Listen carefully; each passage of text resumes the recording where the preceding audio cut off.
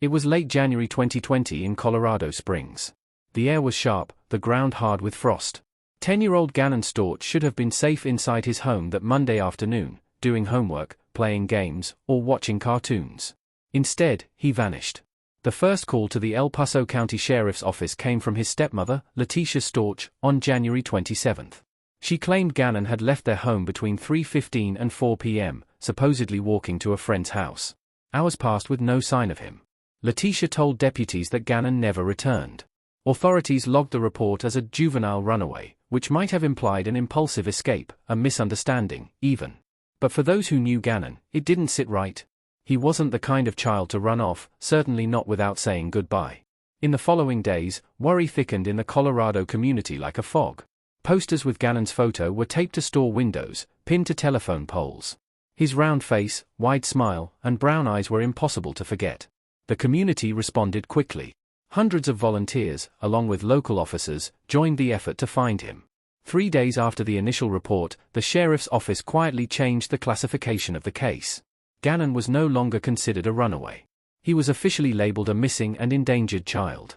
That change marked a critical shift. Behind the scenes, investigators had uncovered troubling inconsistencies in Letitia's story. Her timeline didn't hold. Her answers didn't align. And there was something about her behavior that raised red flags, subtle at first, but unmistakable. The case exploded in complexity. Within days, national agencies joined forces. The FBI's Child Abduction Rapid Deployment Team stepped in. The National Center for Missing and Exploited Children offered support. Even the Colorado Springs Police Department committed resources. This wasn't just a local search anymore. It was a full-scale mobilization. Drones hovered over rugged terrain. K-9 units swept through brush and snow. Mounted patrols and dive teams scoured trails, water, and woods. The terrain was treacherous, the winter biting. But no one gave up. Everyone hoped Gannon was still alive. Letitia, meanwhile, made public appearances, but something always seemed off. Her words felt rehearsed. Her face lacked grief. And then there were the odd interviews, moments where she snapped at reporters or tried to paint herself as a victim of media attacks. While law enforcement combed the area for any trace of Gannon, Letitia's statements became increasingly erratic. She contradicted herself, first saying Gannon had stayed homesick, then claiming she'd driven him around to run errands. She volunteered details no one had asked for, avoided simple questions, and appeared strangely calm. All the while, Gannon's biological parents, Ul Stauch and Landon Hyatt, were in pieces. They pleaded through cameras for the return of their son. They begged the public for help. And though separated, they stood united in their desperation to find him. At the heart of the investigation, a small but crucial detail surfaced: surveillance footage from a neighbor's home. The video showed Letitia and Gannon leaving their house on the morning of January 27, around 10:15 a.m., in her red pickup truck. But hours later, the truck returned, without Gannon. Investigators now had more than suspicions. They had a timeline. They began peeling back the layers of Letitia's account. Cell phone pings, GPS data, and inconsistencies in her interviews drew a disturbing picture. The vehicle was tracked to various locations across Colorado, remote stretches of land, isolated dirt roads. Letitia's behavior worsened. She changed her story multiple times. She refused polygraph tests. She claimed memory lapses. Eventually, she left Colorado altogether and traveled to South Carolina. Investigators weren't ready to announce foul play, not yet. But the evidence they were gathering pointed in one harrowing direction. By late February, public pressure intensified. The community, once hopeful, began to brace for a grim outcome. Candlelight vigils turned into moments of silent prayer. Still, no one had found Gannon. And then, on March 2, 2020, the news broke. Letitia Stauch was arrested in Myrtle Beach, South Carolina. The charges weren't vague or hesitant. They were devastatingly specific. First-degree murder of a child by someone in a position of trust. Child abuse resulting in death. Tampering with a deceased human body. Tampering with physical evidence. Authorities announced her extradition to Colorado. She would no longer be allowed to spin her stories from the sidelines. While Letitia sat behind bars, more details began to emerge. The arrest affidavit, which was released 2 months later, described a sequence of events far more horrifying than anyone had feared. According to investigators, Gannon was killed in his bedroom, the very room he should have been safest in. He was stabbed 18 times, struck in the head, and shot once with a 9mm handgun. Letitia, the affidavit revealed, had tried to erase every trace of her crime. She cleaned the scene. She loaded Gannon's body into a suitcase. Then, in a series of calculated moves, she dumped the remains in one location, only to retrieve them later, ultimately driving more than 1,300 miles to Florida to hide what she had done. This was no panicked act. It was orchestrated. It was deliberate. Even after her arrest, Letitia clung to outlandish claims. She insisted she suffered from dissociative identity disorder brought on by past trauma. She floated theories that her husband had ties to drug cartels and sex trafficking rings, theories dismissed by the court as fabrications. She even implied that others had helped or framed her. But every claim fell apart under scrutiny. As the legal proceedings moved forward, all eyes were on one question: where was Gannon? That answer came on March 17, 2020. In Pace, Florida, beneath the Escambia Bay Bridge, a maintenance worker stumbled upon a suitcase that had been tossed under the span. Inside, wrapped in blankets, was the body of Gannon Stauch. The autopsy would confirm what investigators already suspected: sharp force injuries, blunt force trauma, and a fatal gunshot wound. From Colorado to Florida, the nation recoiled. The story had crossed state lines and cut deep into the public conscience. Gannon had been failed by someone he trusted, someone who should have protected him. The legal case against Letitia would unfold in the years to come. But for the moment, the heartbreaking truth had finally surfaced. Gannon was never missing. He had been murdered, and hidden by the very person who reported him gone. Letitia Stauch sat behind bars in El Paso County as the truth closed in.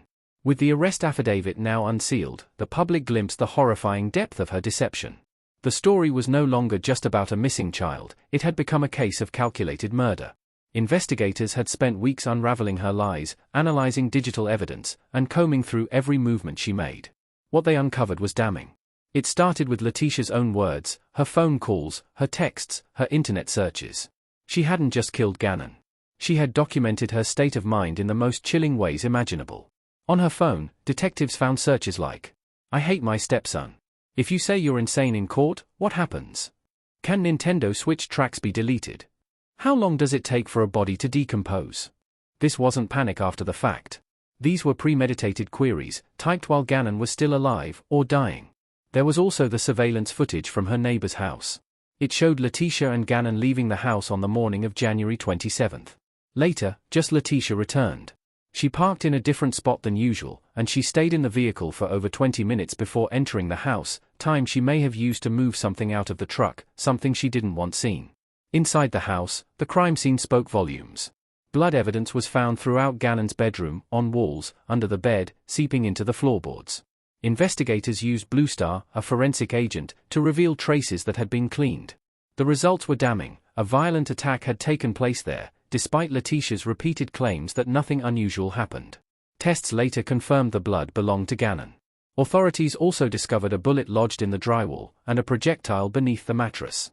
Coupled with Gannon's autopsy, which revealed he'd been shot, it painted a clear, brutal picture. Letitia had used a 9mm handgun to finish what she started. The weapon was never recovered, but investigators believed it matched the gun owned by Ul Stauch, Gannon's father and Letitia's husband. He had left it at home while away on National Guard duty. Letitia had access to it the entire time. Her movements after the murder were even more disturbing. On January 28, the day after Gannon was killed, Letitia rented a van. GPS data from that vehicle tracked her across rural areas of Douglas County, Colorado. She had driven for hours, stopping at places far from main roads, unpopulated, isolated locations. Investigators believed these were her attempts to dispose of Gannon's remains. But she made a critical mistake: she returned home. Days later, she and her daughter would leave Colorado altogether. Letitia drove 1,300 miles to South Carolina, where she had family. But en route, she made one last detour, to Florida. That's where Gannon's body was eventually discovered, stuffed inside a hardshell suitcase, dumped under a bridge in Pace, a quiet area far removed from her life in Colorado. It was an act of desperation, but not a spontaneous one. Letitia had wrapped Gannon's body in blankets, placed him inside the suitcase with layers of fabric, and tried to seal away what she had done. But she couldn't escape the truth. Back in Colorado, investigators had also seized her devices, phones, laptops, tablets. And what they found only tightened the noose. One message, in particular, stood out. Letitia had texted a friend weeks earlier, long before the murder, saying, "I feel like my stepson is out to get me. I just want to be free of him." Another message said she felt used by her husband, and that Gannon was the source of constant stress. It wasn't just resentment, it was something darker. Something far more dangerous. Letitia even told police she had been raped by a construction worker named Eduardo, a completely fabricated story, invented to throw suspicion off herself. She claimed he had broken into the house, assaulted her, and kidnapped Gannon. But no such person existed. No evidence supported the claim. Investigators found no sign of forced entry. Her story collapsed under its own weight. At one point, Letitia suggested she had multiple personalities, and one of them, Maria, had committed the crime. She insisted she couldn't remember everything, that parts of the event were blocked out. But the evidence didn't support a mental break. It supported cold, methodical planning. As her defense team prepared for trial, they initially entered a plea of not guilty by reason of insanity. But prosecutors were ready. They had gathered over 25,000 pages of evidence, witness testimonies, and forensic findings.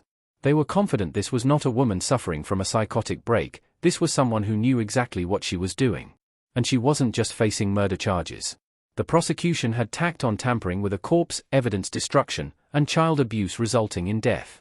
If convicted, Letitia Stauch would spend the rest of her life behind bars, possibly without the chance of parole.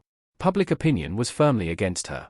Vigils for Gannon turned into fundraisers for his siblings and biological parents. The boy who had once been dismissed as a runaway was now at the center of one of the most disturbing child murder cases in recent Colorado history. The question remained, would the jury believe her mental illness claim? Or would they see through the fog of manipulation, and hold her accountable for the premeditated, brutal murder of a 10-year-old boy who trusted her? The courtroom would soon decide. But for Gannon's family, no verdict could undo the pain. No sentence could erase the nightmare of those weeks, the lies, the search, the waiting, only to find that Gannon's life had been stolen by the person who should have protected him the most. Letitia Stauch's trial began in early April 2023, more than 3 years after Gannon's brutal murder. By the time she entered the courtroom, the public had long since made up its mind. She wasn't just a suspect anymore. She was the woman who had betrayed a child, misled an entire community, and spun a web of lies so elaborate it stunned even veteran investigators. But inside the courtroom, guilt wasn't a matter of public opinion. It was a question for 12 jurors who would need to sift through a labyrinth of facts, forensics, and psychological claims before reaching a verdict. Letitia, flanked by her defense attorneys, maintained her plea, not guilty by reason of insanity. Her legal team claimed that she suffered from dissociative identity disorder, a rare and controversial mental illness in which a person's mind fractures into multiple personalities, often rooted in childhood trauma. They alleged that Letitia was not in control of her actions when she killed Gannon. That a different part of her had emerged, violent, detached, separate, and committed the crime. The only expert witness they called to support this claim was Dr. Dorothy Otno-Lewis, a well-known psychiatrist with a history of testifying in high-profile cases, including the defense of serial killers. Lewis told the court that Letitia had been the victim of prolonged abuse in her youth and that she displayed clear signs of dissociation. She insisted that Maria, one of Letitia's supposed alternate personalities, had surfaced under extreme stress and taken over. But the prosecution was ready and ruthless in their rebuttal. They countered with not one but 2 court-appointed forensic psychologists, both of whom had evaluated Letitia during her pretrial detention. These experts told the jury that she did not suffer from any form of psychosis. She wasn't delusional. She wasn't hearing voices. She wasn't experiencing memory loss or personality switching. In their professional opinions, Letitia Stauch knew what she was doing. She planned the murder. She covered it up. And then she manipulated those around her with careful precision. Their words echoed through the courtroom, she was sane. She just didn't care. The prosecution then built their case brick by brick. They presented digital footprints, showing Letitia's chilling internet searches about cleaning crime scenes and legal loopholes. They displayed photos of Gannon's bedroom, drenched in blood spatter. The jury saw the suitcase, the final vessel of Gannon's life, and the blankets she had wrapped him in. They listened to Letitia's ever-changing stories, about Gannon being kidnapped, about being raped by a non-existent man, about being overtaken by an alternate identity. At one point, the jury heard recordings of Letitia speaking to her husband from jail. In those calls, she blamed him for not believing her. She implied he was involved with cartels, hinted at conspiracies, and then, in the same breath, begged for his loyalty. The prosecution called her behavior a performance, one that shifted depending on who was watching. Then came the most emotional testimony of all, Al Stauch, Gannon's father. He spoke of his son's spirit, a curious, loving boy who loved playing video games and dreamed of becoming a YouTuber. Al described how he had trusted Letitia with his child while deployed with the National Guard, never imagining she could be capable of such cruelty. His voice cracked as he recalled the moment he learned his son's body had been found, discarded like trash, states away from home. It was a moment that pulled the courtroom into silence. The defense offered no alternative theory for what had happened to Gannon.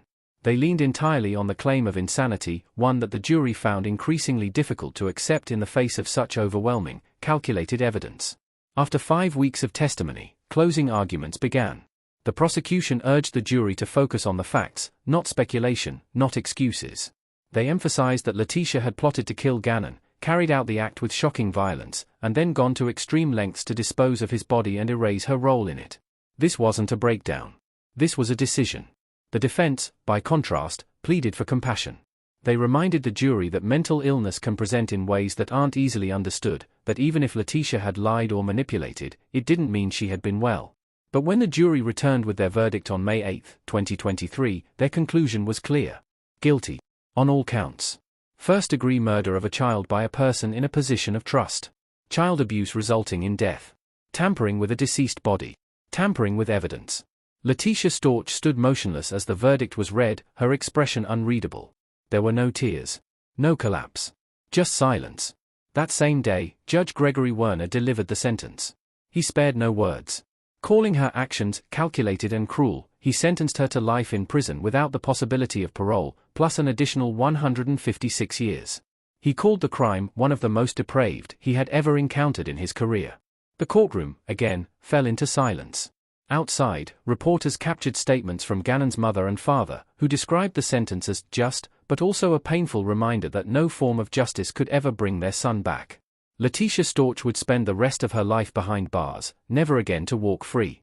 But even with her conviction, questions remained, not about the facts, but about the chilling reality of a child whose life was taken by someone who was supposed to protect him. Gannon's case became a symbol, not just of the depths of betrayal, but of a justice system's relentless pursuit of the truth. For every lie Letitia told, there was a fact to disprove it. For every attempt she made to escape accountability, there was evidence to seal her fate. And in the end, Gannon Stauch's voice, silenced by violence, was heard through the truth that finally prevailed. Thank you for listening to Crime Echoes with Lewis. For more content like this, please like this video and subscribe to my channel.